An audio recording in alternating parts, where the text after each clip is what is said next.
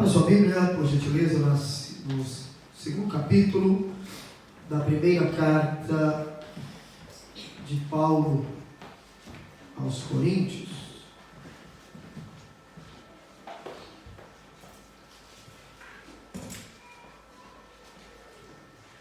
Primeira carta de Paulo aos Coríntios, nós vamos dar sequência, falando a partir desta noite, falando no capítulo 2, e iremos até o final do capítulo 2, e então continuaremos. Nós vamos falar sobre algumas consequências daqueles que andam segundo a carne, o que acontece, o que a Bíblia diz. Amém? Então nós vamos ler capítulo 2, do versículo 1 até o versículo de número 5. Amém? Nos diz assim: eu, irmãos, quando fui ter convosco, anunciando-vos o testemunho de Deus, não o fiz com ostentação de linguagem ou de sabedoria, porque decidi nada saber entre vós, senão a Jesus Cristo e este crucificado. E foi em fraqueza, temor e grande tremor que eu estive entre vós. A minha palavra e a minha pregação não consistiram em linguagem persuasiva de sabedoria, mas em demonstração do Espírito e de poder, para que a vossa fé não se apoiasse em sabedoria humana, e sim no poder de Deus. Amém? Podeis tomar assento?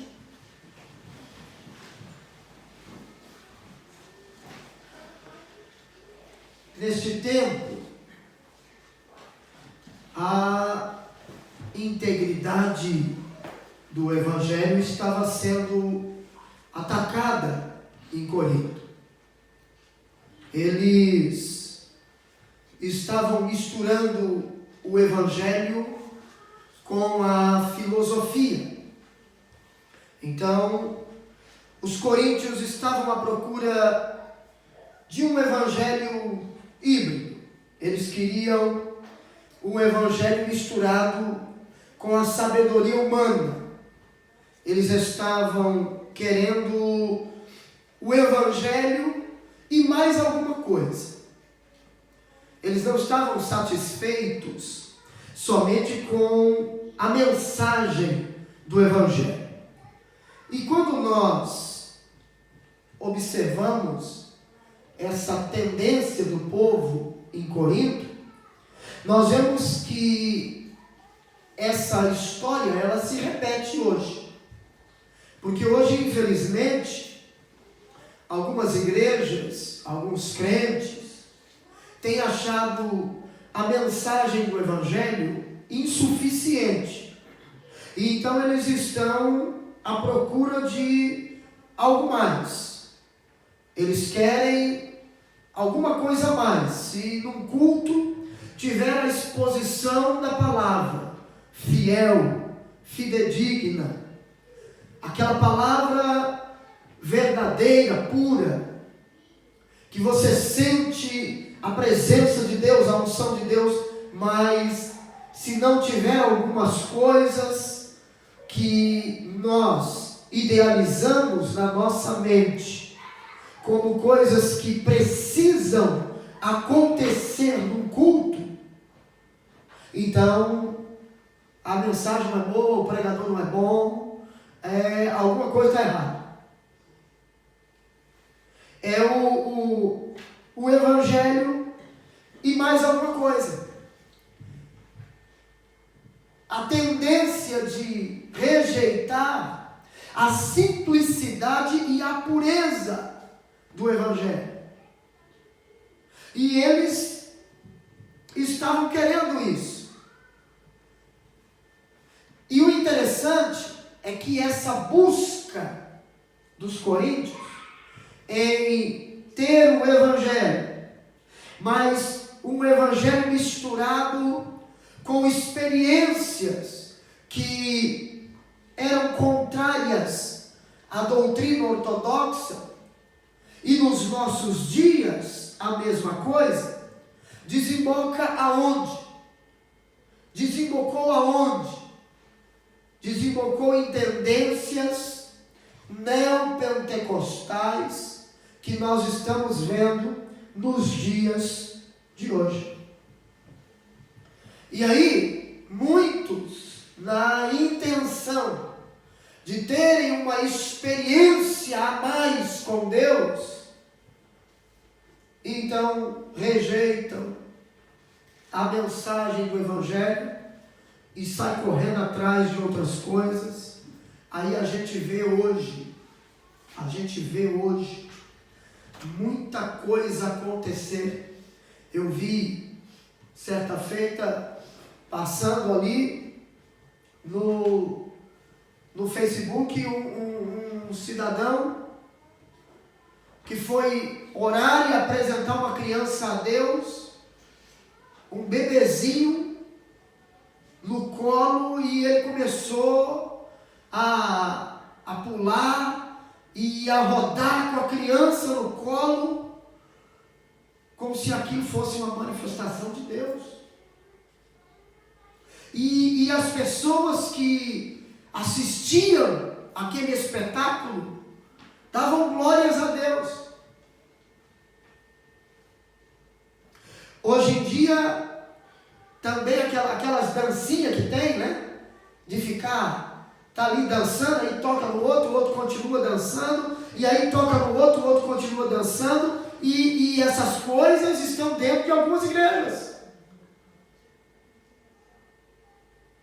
Adentraram as portas de algumas igrejas.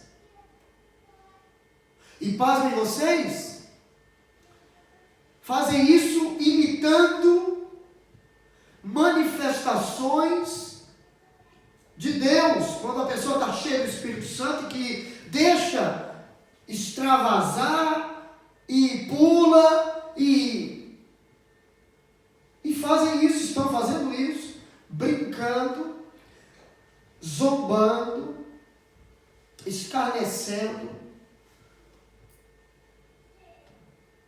trazendo para dentro das igrejas. Trazendo para dentro das igrejas costumes mundanos, costumes que estão ligados ao mundo, estão adentrando as portas da igreja, se misturando com o Evangelho, e muitas vezes nós perguntamos o que é que tem gerado o esfriamento espiritual nas nossas igrejas hoje. São estas tendências mundanas que adentraram as portas da igreja e estão misturadas com o Evangelho, com uma roupagem de manifestação de Deus, e que não tem nada de Deus. Não tem nada de Deus. Eu não estou dizendo que um crente chega à unção de Deus, no poder de Deus, num culto onde sentimos a presença de Deus, ele não possa pular. Pode pular. Pode pular. Desde que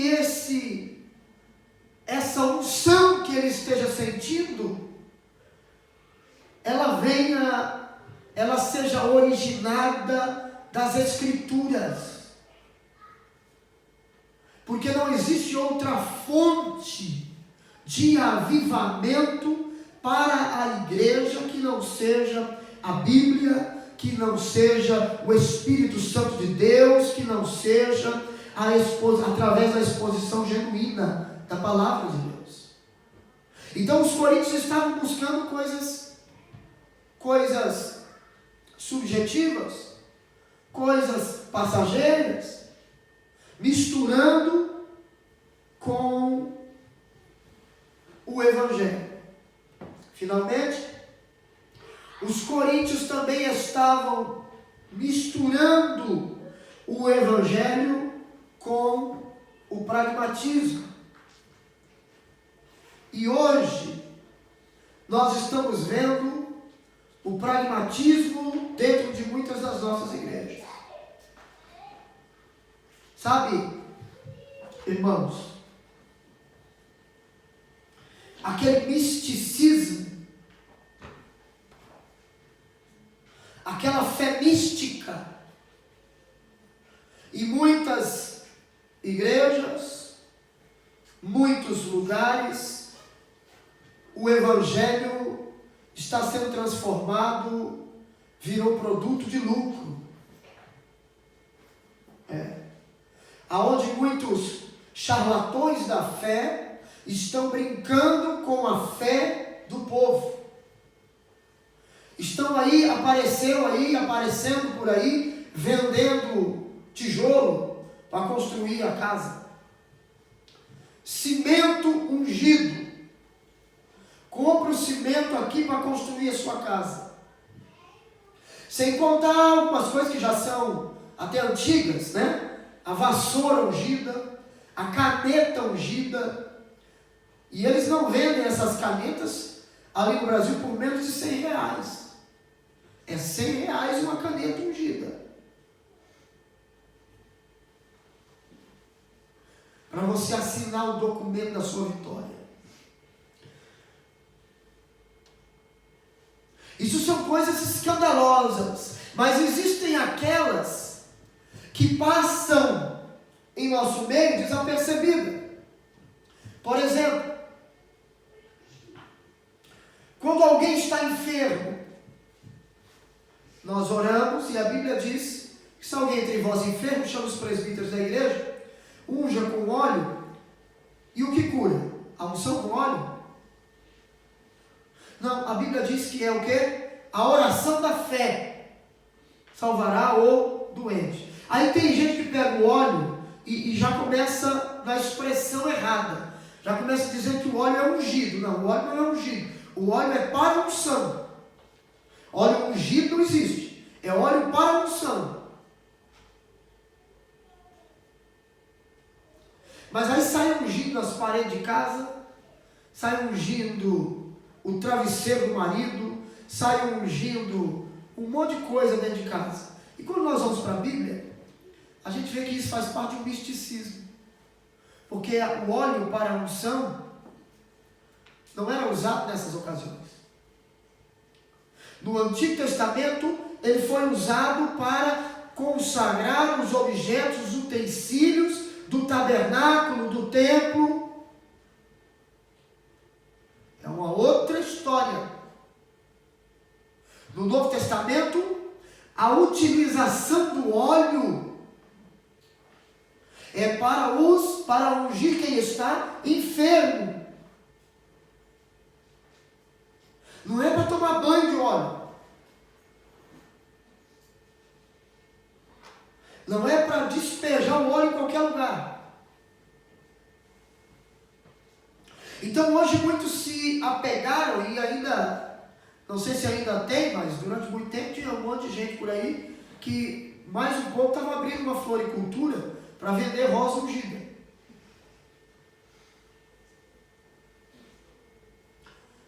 Deixaram de lado as escrituras, a verdade do evangelho, para completar o evangelho com essas coisas. A mensagem do evangelho em si, ela já é suficiente.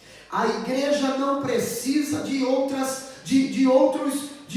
recursos para salvação, para purificação, para avivamento, para nos aproximarmos de Deus. A igreja não precisa de outra coisa. A igreja precisa da exposição das escrituras.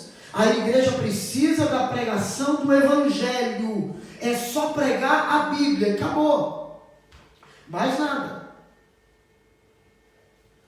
A igreja não precisa dessas coisas. Mas isso é coisa que atrai multidão. E então, os líderes muitos líderes, muitos pregadores, começaram a pregar o que dá certo, deixando de pregar o que é certo.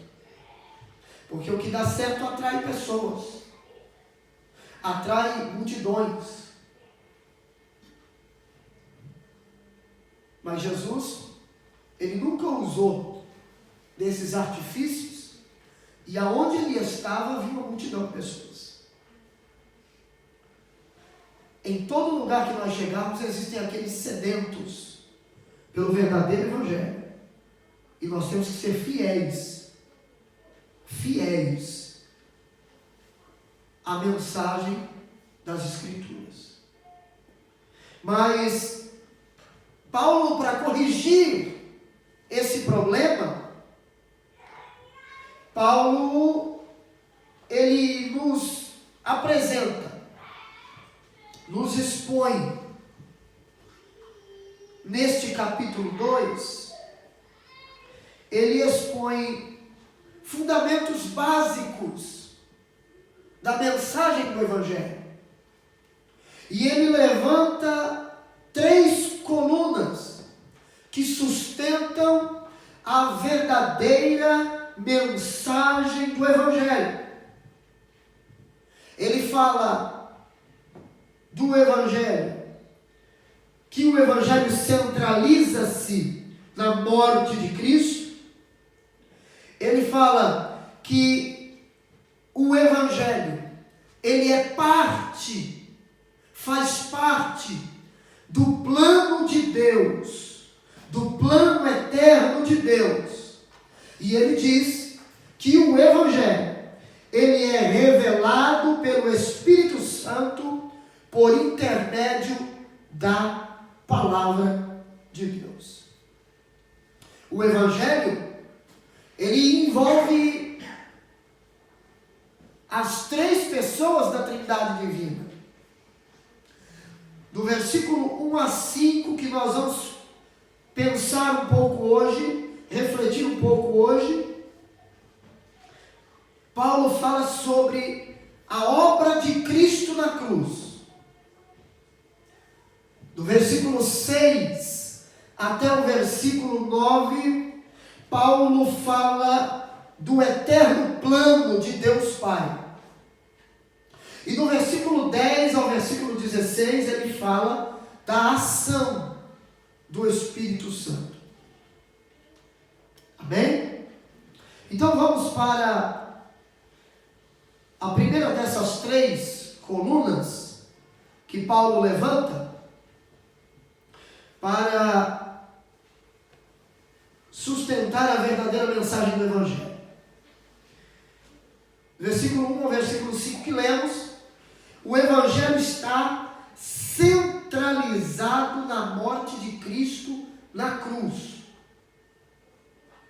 O eixo, a sustentação da mensagem bíblica é a morte de Cristo na cruz. Não adianta querer pregar outra coisa e querer ver salvação de alma se pregar outra coisa. Ou querer desviar, torcer a mensagem bíblica. O Evangelho, ele está centralizado na morte de Cristo na cruz do Calvário. E nesses 5 versículos que nós lemos, Paulo nos apresenta 4 grandes verdades que nós vamos falar sobre elas. Vamos para o versículo de número 2. Porque decidi nada saber entre vós, senão a Jesus Cristo e este crucificado. A primeira verdade que Paulo mostra aos crentes de Corinto e a nós é o quê? É acerca do conteúdo do Evangelho. O conteúdo do Evangelho. Ele diz: porque decidi nada saber entre vós, senão a Jesus Cristo e este crucificado. cruz. Porque a cruz, ela aponta para a justiça e para o amor de Deus. E como eu disse, a centralidade do Evangelho, ela é a morte de Cristo. Então, na capital dos intelectuais, na capital da filosofia, Paulo apresenta a mensagem da cruz. Na capital dos sábios, dos inteligentes, dos grandes pensadores, Paulo apresenta a mensagem da cruz. E interessante é que Paulo, ele é um cidadão que não tinha meia palavra, não era um homem de meias palavras. Paulo está querendo dizer, olha, eu não quero saber de conversa, eu não tenho outro assunto, o meu assunto é Jesus, e este crucificado.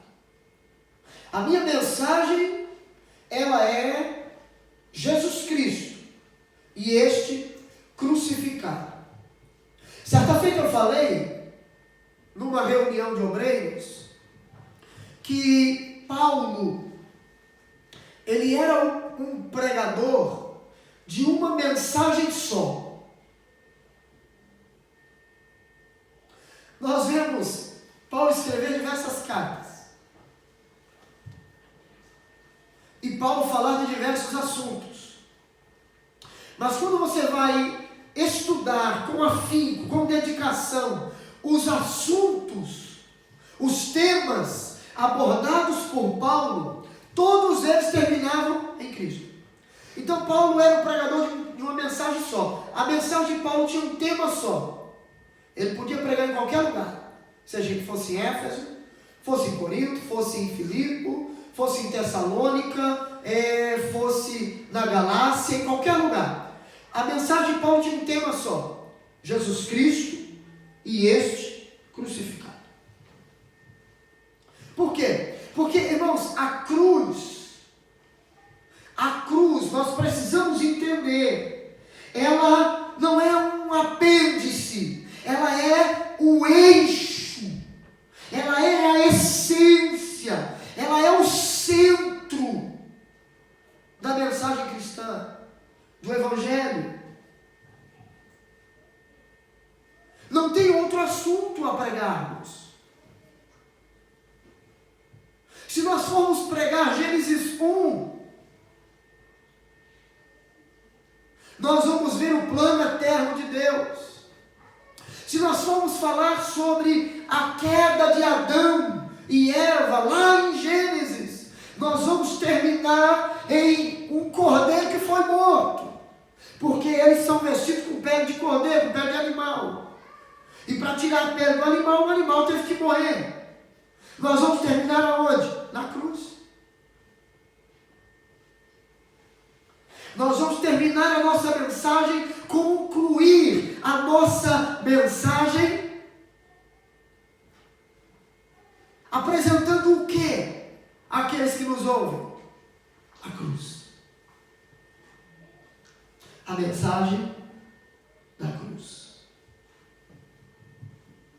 Paulo não apresenta Jesus como um mestre de uma grande religião. Paulo não chega ali apresentando Jesus como um grande homem. Paulo chega apresentando Jesus crucificado.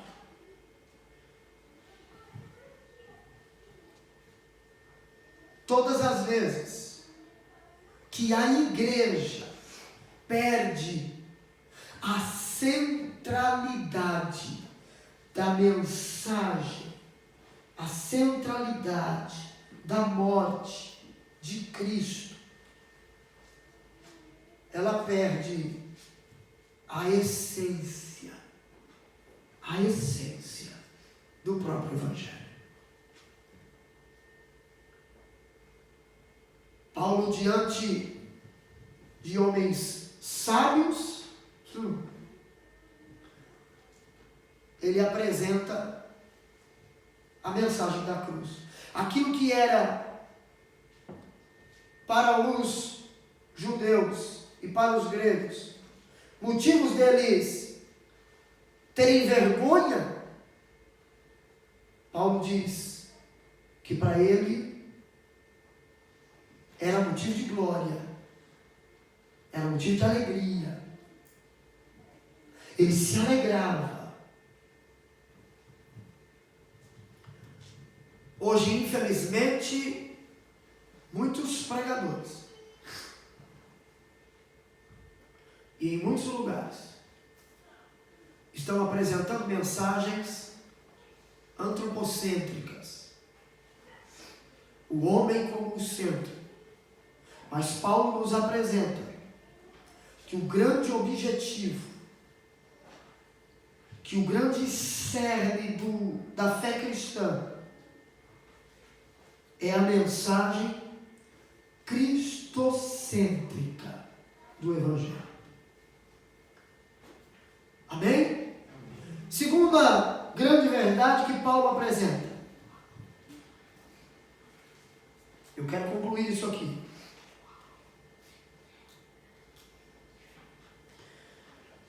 Versículos 1 e 2, ele nos diz assim: e eu, irmãos, quando fui ter convosco anunciando-vos o testemunho de Deus, não o fiz com ostentação de linguagem ou de sabedoria, porque decidi nada saber entre vós, senão a Jesus Cristo e este crucificado. Versículo 4, a minha palavra e a minha pregação não consistiram em linguagem persuasiva de sabedoria, mas em demonstração do Espírito e de poder. Segunda grande verdade que Paulo apresenta é a sua dedicação exclusiva ao Evangelho. Ele dedicou-se exclusivamente a pregar o Evangelho. Quando nós olhamos o versículo 1, em que ele diz que quando ele chega, quando ele vai ter com os coríntios, ele anuncia o testemunho de Deus, e ele não faz isso com uma linguagem, com ostentação de linguagem ou de sabedoria. Paulo está dizendo o quê? Que quando ele chega em Corinto, ele não chega para abrir ali um fã-clube. Não. Paulo não chega ali como mais um filósofo, porque eles estavam cercados de filósofos, eles estavam cercados de doutores, de mestres, de pensadores. E aí Paulo ele chega e diz: olha, quando eu fui ter convosco, eu não fui com ostentação de linguagem ou de sabedoria, ou seja, eu não fui me apresentando, mostrando mais um sábio, entendido no meio de vocês. Não. Paulo chega com uma proposta diferente. Paulo chega em Corinto para pregar o Evangelho. Paulo não chega em Corinto com o objetivo de demonstrar sabedoria. Ele chega com o intuito de lhes pregar a Cristo. Ele chega com o objetivo não de propagar a sua sabedoria, de exaltar o seu nome, mas ele chega com o objetivo de instruí-los, de apresentar aos coríntios o Evangelho de Cristo, apresentar aos coríntios a morte de Cristo, apresentar aos coríntios o Cristo crucificado. Em momento, Paulo quer apresentar a eles ou competir com eles em questão de sabedoria. Quem era mais sábio? Quem era o melhor?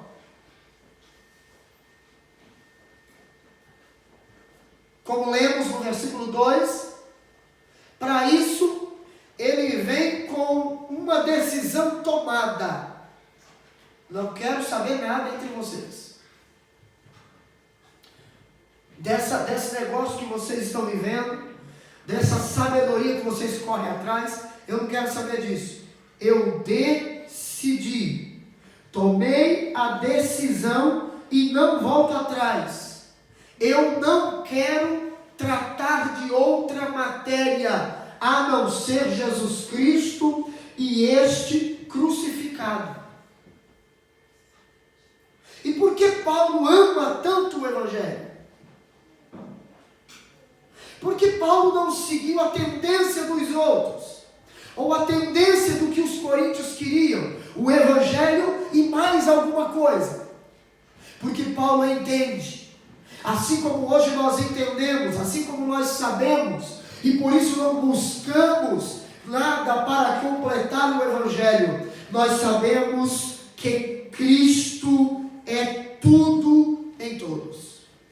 A única coisa que nós precisamos é Cristo. A única coisa que nos completa é a mensagem da cruz. O que nos alimenta, o que nos mantém de pé, é a mensagem da cruz.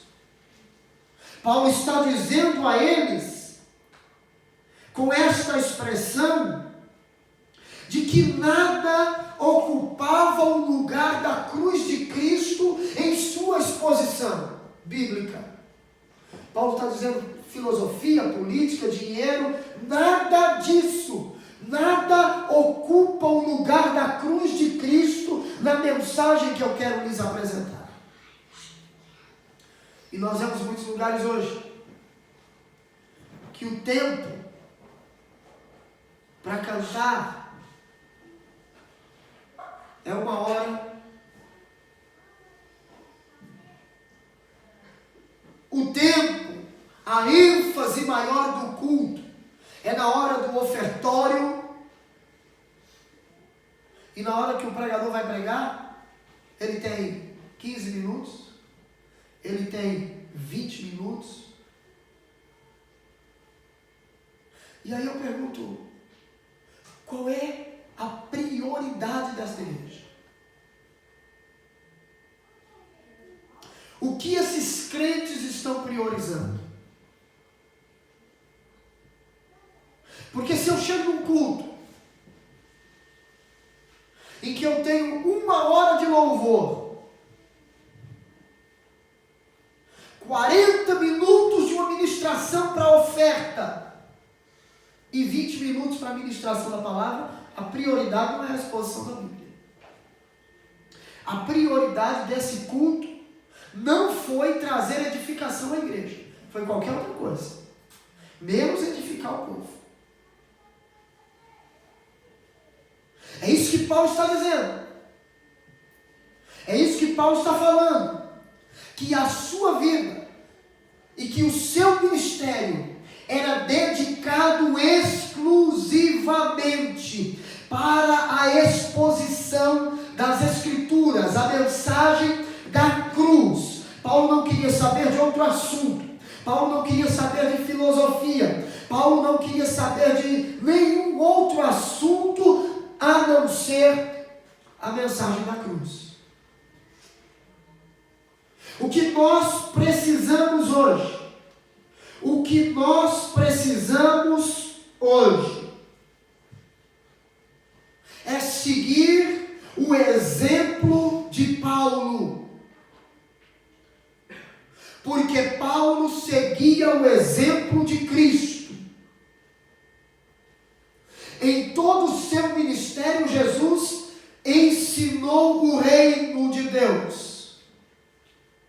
Em todo o seu ministério, Jesus procurou levar as pessoas a adorar o Pai. em todo o seu ministério, ele levou pessoas à centralidade do Evangelho. Ele apresentou-lhes o reino de Deus. E aí Paulo, depois que tem um encontro com Jesus no caminho de Damasco, capítulo 9 de Atos dos Apóstolos, a dedicação de Paulo não foi outra, senão o zelo em pregar, em ensinar as Escrituras. Este zelo Paulo tinha desde cedo. Este zelo não foi adquirido por Paulo simplesmente após a sua conversão no caminho de Damasco. Por quê? Porque Paulo perseguia a igreja, os cristãos, por causa daquilo que ele defendia, da fé que ele defendia. Uma fé fundamentada no judaísmo, nas práticas do judaísmo. Foi o que ele aprendeu. Então ele era totalmente entregue àquilo que ele havia aprendido. E então ele vivia aquilo, vivia para aquilo, vivia integralmente para aquilo em que ele cria. E aí depois que ele tem um encontro com Jesus no caminho de Damasco, e então a sua fé é aperfeiçoada, ele tem a visão agora do Cristo ressurreto. Ele agora tem a visão não mais de um evangelho da lei, mas agora do evangelho da graça de Deus. Não agora do evangelho que simplesmente apontava o pecado e a condenação ao pecador, como era a lei, mas mostrava sim o pecado ao pecador, mas dizia a ele que havia ainda uma esperança. Paulo então se apega a essa verdade, vive para essa verdade, a ponto de dizer que para ele o viver é Cristo e o morrer é lucro, é ganho. Paulo vive integralmente para o Evangelho. Totalmente diferente do que nós estamos vendo hoje, irmãos. Porque hoje nós estamos vendo crentes seguindo tendências totalmente opostas ao ensinamento das Escrituras, deixando os primeiros rudimentos da fé cristã, deixando aquilo que aprendeu, a pureza e a verdade do Evangelho, para seguir uma tendência aonde as pessoas estão indo. Então, se todo mundo está indo, é bom. Nem todo lugar que as pessoas estão indo é bom. Nem tudo aquilo que é falado é verdade. E eu preciso ter uma base, eu preciso ter um fundamento para não ser levado em roda por todo vento de doutrina. E quando Paulo escreve aos Efésios, Paulo diz que esta é a razão pela qual Deus deu à igreja pastores, profetas, apóstolos, mestres, para a edificação do corpo de Cristo, para que eles deixassem de ser meninos, levados em roda por todo o vento de doutrina, e passassem a ser crentes firmados, fundamentados nas Escrituras. É por isso que nós estamos aqui nesta noite, para aprender das Escrituras, para absorver os ensinamentos da sua palavra e entendermos, aprendermos que não existe salvação a não ser por intermédio de Jesus Cristo. Se não, veja o que Lucas escreve no capítulo 4 de Atos dos Apóstolos. E o versículo 12 diz assim: e não há salvação em nenhum outro, porque debaixo do céu não existe nenhum outro nome dado entre os homens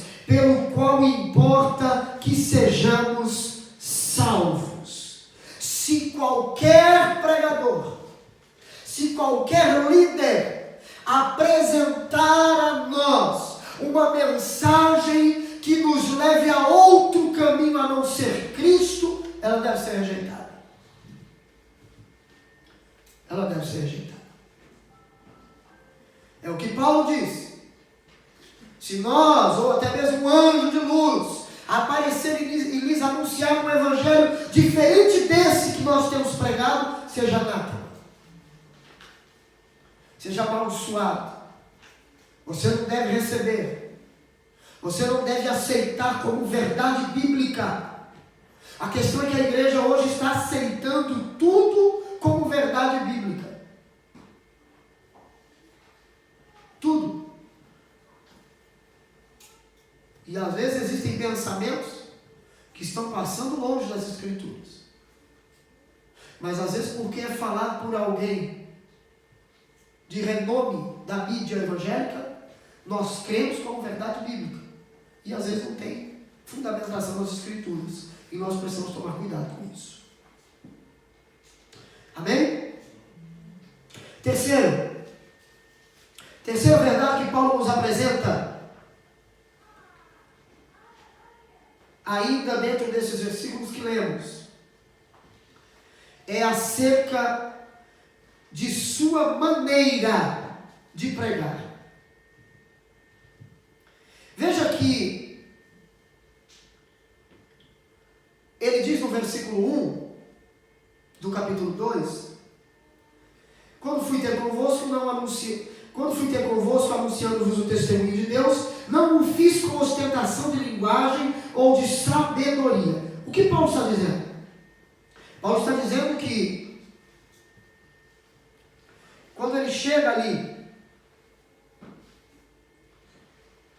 em Corinto, ele não anuncia o testemunho de Deus com ostentação de linguagem ou de sabedoria, ou seja, ele não se tornou um filósofo ou um orador. Paulo chega em Corinto como testemunha. E sabe o que é interessante?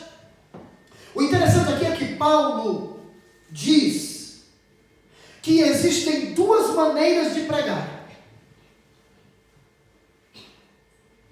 Paulo nos diz aqui que existem duas maneiras de pregar.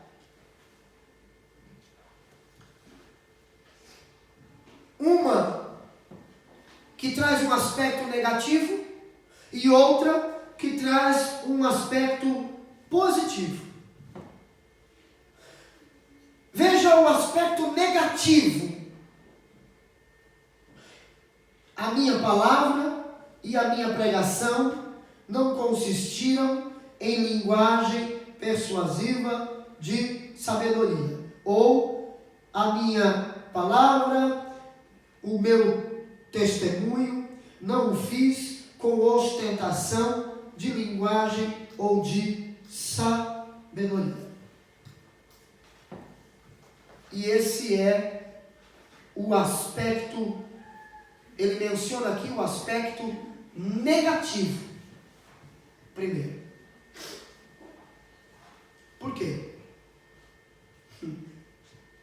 Porque é possível nós, pregadores, ou alguns pregadores, dar mais ênfase à forma do que ao conteúdo.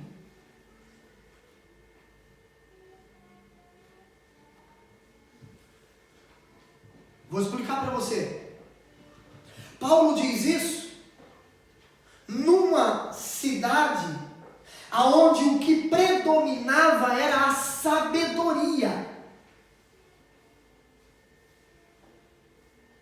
Então, o que Paulo está querendo dizer com relação à ênfase, à forma e não ao conteúdo?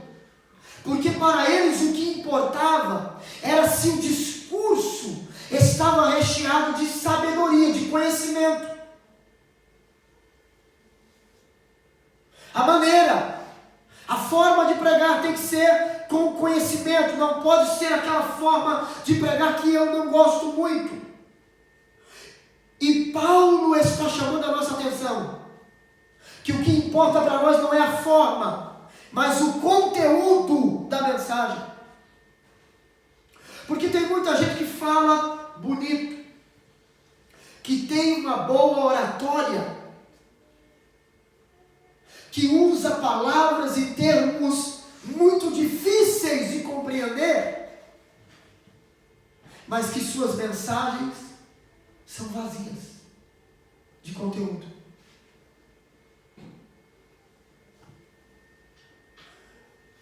Não muda ninguém. Não transforma ninguém.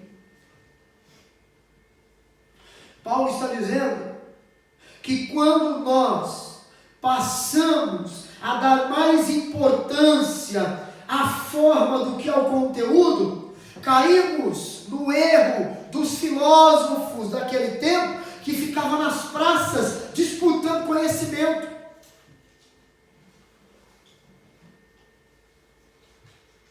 Nós temos que ter conhecimento para defender a razão da nossa fé. Mas o conhecimento que temos não é para disputas intermináveis que não gera edificação. Pelo contrário, só traz prejuízos para o reino.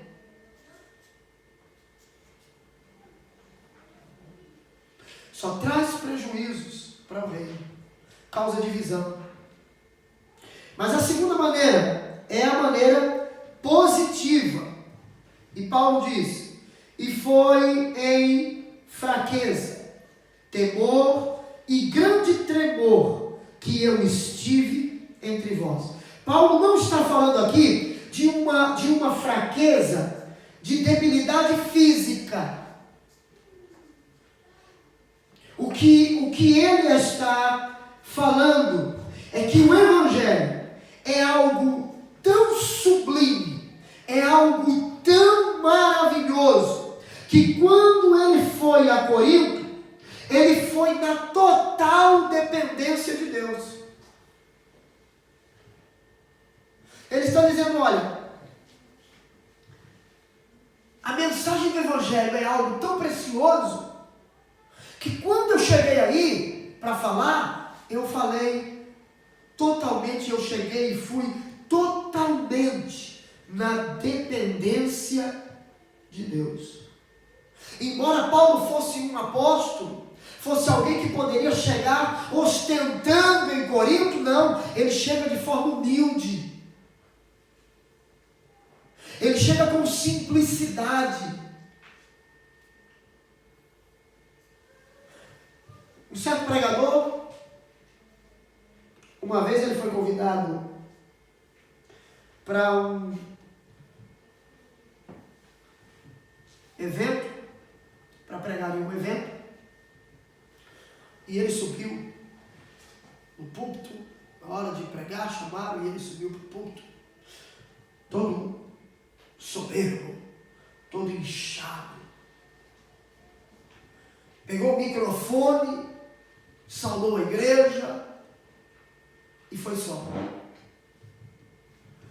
Não conseguiu falar nada.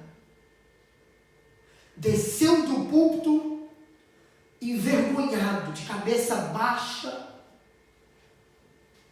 O pastor da igreja pegou o microfone e disse para ele: se você tivesse subido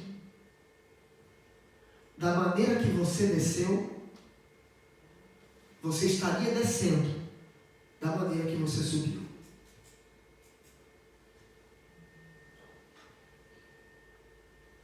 Quando subimos aqui para falar a palavra de Deus, precisamos entender que não é o que eu tenho que faz a diferença, mas o que eu recebo do alto que faz a diferença.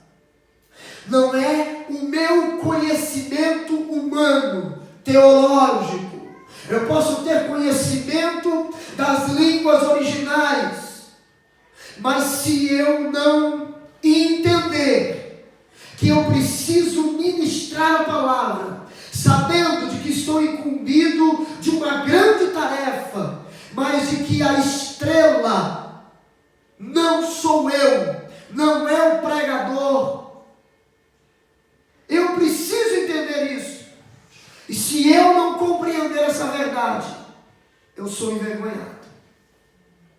A estrela não é o pregador. A pessoa a ser destacada não é o pregador, mas o Jesus que o pregador veio apresentar. Pregadores, ele levanta muitos, mas Jesus só tem ele. Ele é o único. Mas veja, vamos ler aí Atos, capítulo 18, versículo 9. Atos 18, 9. Lucas nos escreve dizendo assim: teve Paulo durante a noite uma visão, em que o Senhor lhe disse: não temas, pelo contrário, fale e não te cales. Versículo 10. Porquanto eu estou contigo, e ninguém ousará fazer-te mal, pois tem muito povo nesta cidade.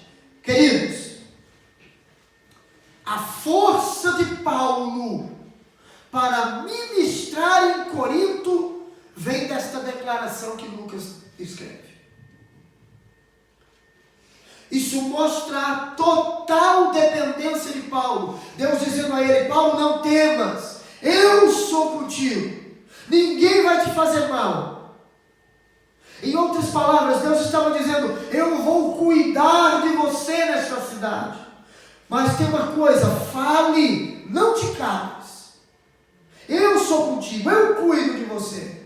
Essa é a certeza que nós pregadores precisamos ter.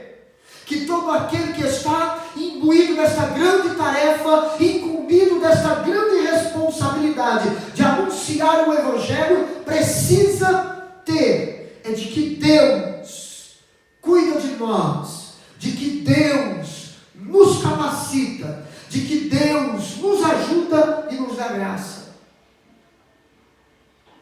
E se eu tenho uma certeza dessa, por que eu vou me preocupar? Eu vou achar que eu sou alguma coisa? De jeito nenhum. A minha confiança está no Senhor.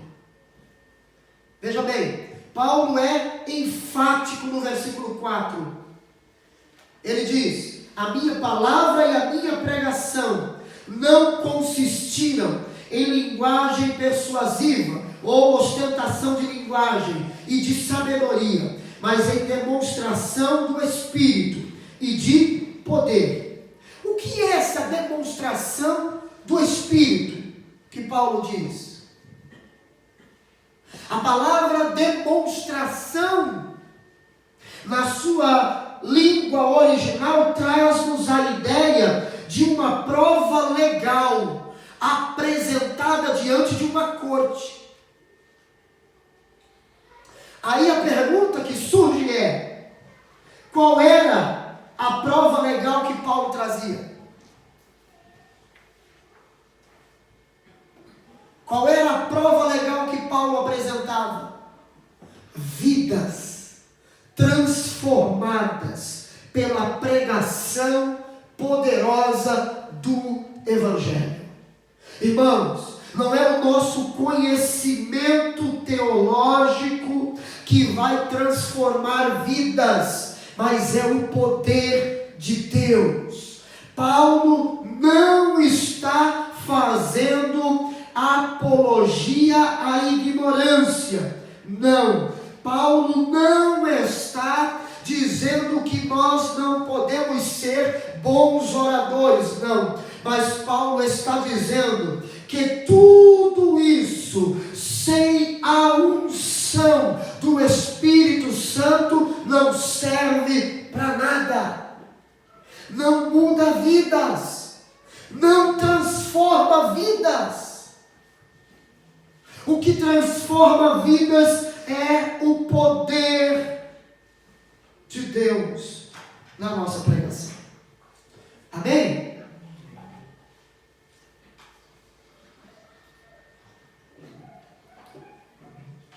estou partindo para o encerramento. E aí eu coloquei até um pensamento no Facebook hoje, na minha página do Facebook. E eu disse assim, no século XIX, um turista chegou a Londres. E pela manhã, ele foi em uma grande igreja ouvir um dos mais famosos pregadores daquele século. E quando ele sai do culto, ele diz assim, quando ele sai do culto, ele diz, que grande pregador nós ouvimos nesta manhã. À noite, ele vai na igreja de Charles Spurgeon. E quando ele sai de lá, ele diz, que grande Deus este pregador pregou nesta noite. A diferença é, um pregou para apresentar-se, para agradar ao auditório, e o outro não. Um pregou para impressionar o auditório, e o outro pregou para ressaltar a grandeza de Deus e a graça de Jesus. É isso que Paulo estava querendo dizer em Corinto. Ele não estava querendo impressionar aqueles que o ouviam com um discurso cheio de sabedoria, mas apresentar a grandeza de Deus e a graça de Jesus Cristo. Amém? Quarta e última verdade que Paulo apresenta nestes 5 primeiros versículos é o propósito de pregar o Evangelho. Paulo deixa muito claro qual era o propósito para o qual ele pregava o Evangelho. Paulo deixa muito claro o propósito pelo qual ele não apresentava um discurso recheado de sabedoria, mas apresentava o Evangelho. Paulo deixa muito claro por que ele não apresentou um discurso para entreter e agradar o auditório, mas para ressaltar a grandeza de Deus e a graça de Cristo. Ele diz, no versículo 5, para que a vossa fé não se apoiasse em sabedoria humana, mas sim no poder de Deus. O que Paulo queria era que as pessoas fossem conduzidas, não a ele, que era o expositor da Bíblia, das Escrituras naqueles dias, mas ao Cristo que ele estava apresentando. Ele está querendo transmitir-nos o que nesta noite?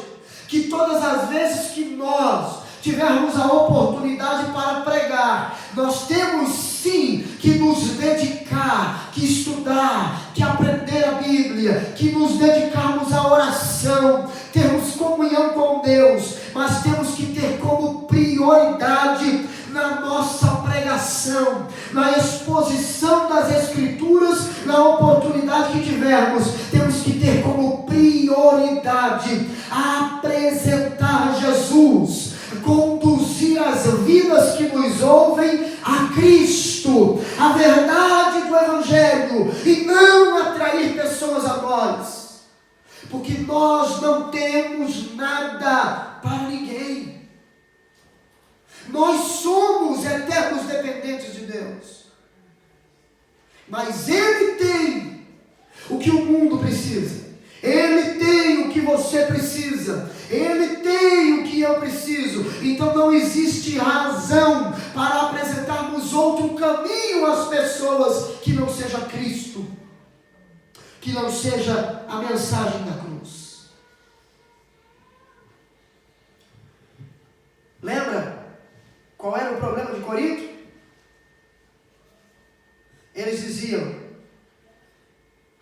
eu sou de Paulo, eu eu sou de Apolo, eu sou de Cefas. Ou seja, eles estavam dando mais importância ao pregador do que à mensagem.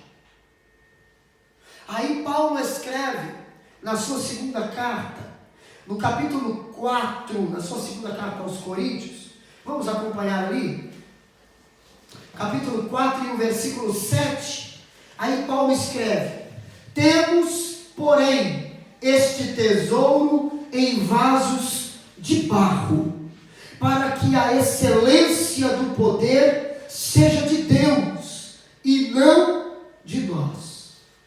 O importante não é o vaso de barro, o importante é o poder. O importante é o conteúdo que está dentro do vaso. Qual é o conteúdo? É o poder de Deus. Qual é o conteúdo? É o Evangelho de Cristo. Esse é o conteúdo que deve ser ressaltado. O vaso é de barro. Deus fez o homem do material mais insignificante que há no mundo, para que ele não ache ocasião de se engrandecer diante de Deus. Deus fez o homem do pó. E aqui Paulo diz que este tesouro, o poder de Deus, a mensagem do Evangelho, estão em vasos de barro. Para quê? Para que a excelência não seja do homem, mas seja de Deus. Para que glorificado, adorado, exaltado não seja o homem, mas seja Deus. Não seja o pregador, mas aquele a quem o pregador apresenta, que precisa ser Cristo. Cristo. Aí Paulo diz: quem é Paulo? Quem é Apolo? Senão apenas servos, por meio de quem vocês creram. Nós estamos vendo hoje muitas pessoas correrem atrás de pregadores e se esquecendo que eles devem correr atrás de Jesus e não de homens. Jesus é importante. O propósito da pregação não é enaltecer o pregador, mas o Jesus que o pregador anuncia. Todas as vezes, irmãos, e eu encerro aqui a minha fala, todas as vezes que a igreja comete o pecado do culto à personalidade, ela comete pecado. Quando ela dá mais ênfase ao pregador do que à pregação, ela está conspirando contra Jesus, esvaziando o Evangelho, e isso acaba se tornando um obstáculo para que o pecador venha a se arrepender e venha a Cristo. Não é você que tem que aparecer, não sou eu que tenho que aparecer, é Jesus. Amém? Amém?